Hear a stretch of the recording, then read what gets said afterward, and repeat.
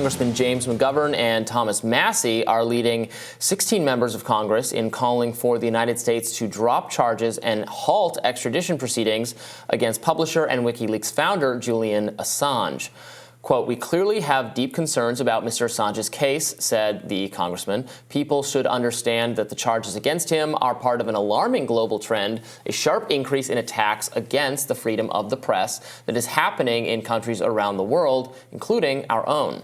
Some other notable names on the bipartisan letter to the Biden administration demanding Assange's prosecution be dropped include Representatives Cori Bush, Alexandria Ocasio-Cortez, Ilhan Omar, Rashida Tlaib, Pramila Jayapal, Marjorie Taylor Greene, Paul Gosar, Rand Paul, and many, many more. So that's a pretty mixed list of some, very vocal people on the left and also very right-wing people and some kind of libertarian-adjacent Republicans who I'm glad to see sticking by principle and all coming together to support this very important cause that we talk about on the show a lot. I know it matters a lot to our viewers. Assange has now been held for years in horrible conditions, now in actually being held in prison now after he was kind of a captive in an embassy for a long time. Now he's in prison. The U.S. has been seeking his extradition. The Biden administration is seeking that, has done nothing for him, and the Trump administration before that, and so on. Even as so many people on all sides of the political spectrum recognize this as about fundamentally free speech and journalism, that Assange did not steal, did not illicitly obtain or commit a crime to obtain the information he obtained. He merely published what he obtained, and that is not a crime. That is not different from anything mainstream journalism tries to accomplish. And he informed the American people that their government was lying to them, spying on them, etc. These were important services for which he deserves commendation. Instead, he's gotten condemnation. Absolutely. I couldn't have said it any better. And it is such an interesting time for this push to drop the charges to be made. We're having so many conversations right now about limitations on speech that are provoked or seem to have been provoked by a desire to shut down dissent around what's going on in the Middle East. You've seen across Europe in particular efforts to ban protests altogether, pro-Palestinian protests, I should say, not pro-Israeli protests.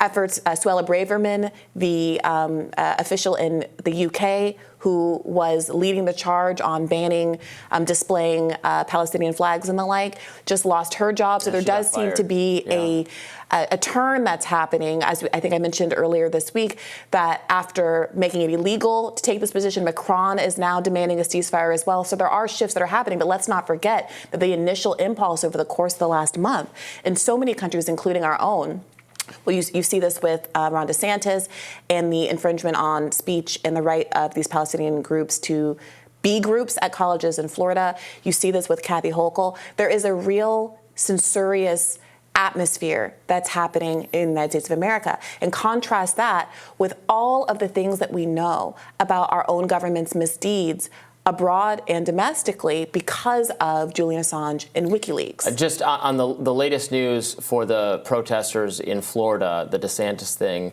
So the colleges have decided not to enforce that because they consulted attorneys who said that if you enforce this, probably the administrators who do enforce it can be sued because it would violate the First Amendment. So they decided not to do it. That's good news. Yeah.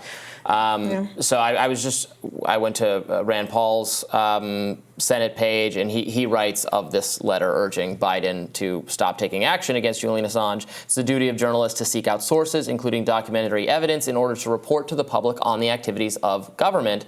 The United States must not pursue an unnecessary prosecution that risks criminalizing common journalistic practices and thus chilling the work of the free press. We urge you to ensure that this case be brought to a close in as timely a manner as possible. And that gets to the crux of this, which is that Julian Assange has been treated as if he's like not a journalist, or the work he's doing is not journalism. But the First Amendment doesn't recognize a journalism credential. You don't need to get a license. You don't need to, anyone engaged in the work of journalism is a journalist. And I think that's why, obviously he's gotten some support in the mainstream media. There have been some calls, people have defended him and called for him to be released. I think there's been an increasing lack of interest in his case from some of some of that is just it fading from the headlines. I think some of it is his cause actually being taken up by some more right-wing figures. And then seeing as like, oh, this is a right-wing figure because he has that. He was very anti-Clinton, and there's that was it from the beginning. It felt like I remember a very disappointing interview that AOC did at The Intercept. It would have been, I think, January of 2021, where she was being asked, interviewed by Jeremy Scahill about a lot of things, and kind of a throwaway question toward the end was about Julian Assange.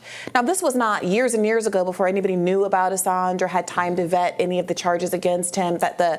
Remember there was this Me Too charge against him that put a lot of people off. But she alluded to exactly that, like, oh, I think there's some personal things that he's been through that I don't know that I will. It was like one of these kind of non-answers that was very disappointing at the time. So I agree with you that some of those, political or kind of cultural factors, I think have been a barrier to getting broad public support. But I do feel like most of that is in the rearview window, and that now people see this and are talking about this as a pure speech issue.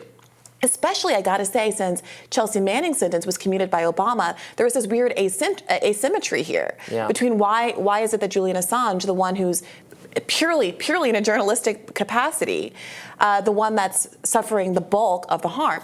And even if you thought he deserved some punishment, which I obviously do not, at this point, after he's been punished for years and is in a high security prison right now in the UK, suffering, we talked to his brother recently, from the mental health strain. He has a young family. At what point are you not just going to let this go? And what are the political costs to not letting him go? It does seem like Biden could use a real win right now. It's not clear what the voter coalition of people who would actually disapprove of this are. So why not also take the opportunity to get a little buy-in, a little trust with your voters? Trump made it sound like he was possibly going to do it, and then he didn't go through with it. He was a little distracted, I think, following his election loss. Which was a real shame because actually a lot of his supporters wanted him to. Tucker Carlson lobbied for Julian Assange to be freed, talked about it on his show. Actually, and we covered recently, he has now gone to visit Julian Assange, I think, to do an episode about it. So, and Tucker was and is to some extent like the most important conservative commentator. So it seems like it would please a lot of people, and the only downside is annoying, like, deep state, national security, expert class people who no one likes anyway. Yeah, I say annoy them. Annoy them. Proceed. So, yeah, really hope to, obviously we've been hoping and then being disappointed for a long time. Yeah. But yesterday was the best day to release Julian Assange, and tomorrow is the next best day. So. Yeah. Let's see if some of these Trump challengers perhaps take up this charge. It could be an interesting way for them to start to distinguish themselves, because they're running out of time to make the case as to why they'd be a better candidate than Donald Trump. I doubt we'll hear anything encouraging from Nikki Haley or Chris Christie on this. Yeah. Maybe Vivek? DeSantis, Vivek, I don't know. Yeah. We'd have to wait to see. I'd like to know what they think about it. More Rising right after this.